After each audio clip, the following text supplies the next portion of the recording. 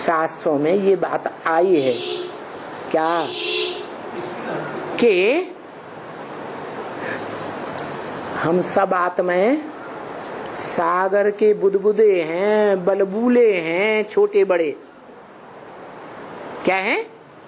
सागर के बुदबुदे बलबूले हैं, छोटे बड़े। सागर से ही निकलते हैं और सागर में ही समा जाते हैं। इसलिए शंकराचार्य ने लिख दिया था, वास्तव में तो एको ब्रह्म द्वितीयो नास्ति। क्या? एक ही ब्रह्म है, दूसरा कुछ भी नहीं। मूल रूप में उन्होंने बता दिया कि मूल रूप में ये संसार क्या है, एक ही बीज है जिसमें से ये सारी सृष्टि निकलती है और अंत में सब उसी में समा जाते हैं। कब समा जाते हैं? तब समा जाते हैं जब वो वृक्ष का बीज वृक्ष से डिटैच हो जाता है। नष्टो मोहा स्मृति लब्धा हो जाता है। मनुष्य सृष्टि रूपी वृक्ष है तो उसका पहला कोई फल भी होता होगा? नहीं, पहला फल होता है। उस पहले फल में कोई बीज भी पकता होगा। फल पकता है तो बीज उस फल से डिटैच हो जाता है, सारे वृक्ष से डिटैच हो जाता है। अटैचमेंट रहता है वृक्ष के पत्तों में, टहनियों में, तनों में, फलों में, फूलों में लगाव रहता है? नहीं लगाव रहता। तो यही बाप सिखलाने आए जो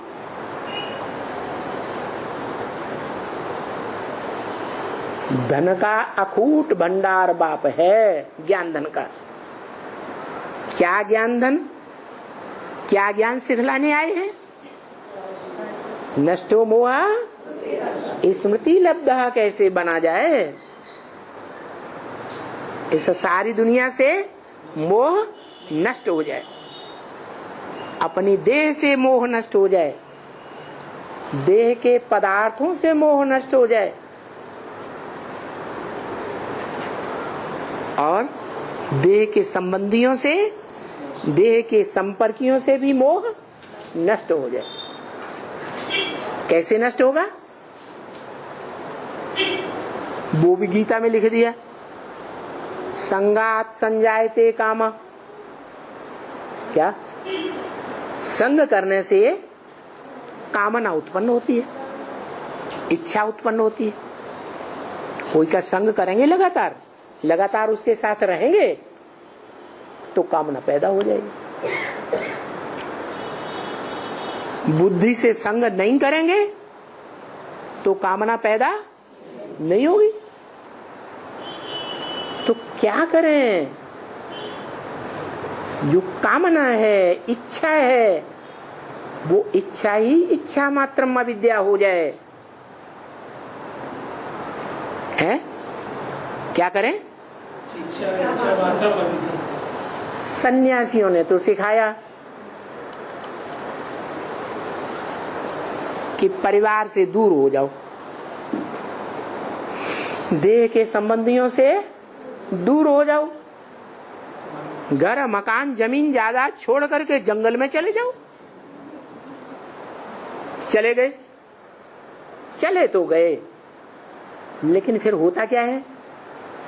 छोड़ के चले गए, फिर वहां जाकर के बुद्धि में वो ही याद आता रहता है। तो क्या डिटैच हुए? अटैचमेंट खत्म हुआ? नष्ट मोह हो गए? नहीं हुए ना। तो कैसे होंगे?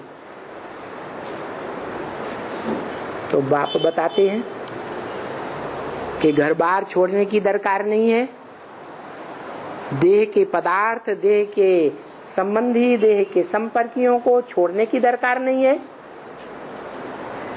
भले उनके बीच में रहो, लेकिन मन बुद्धि से डिटैच हो जाओ। क्या?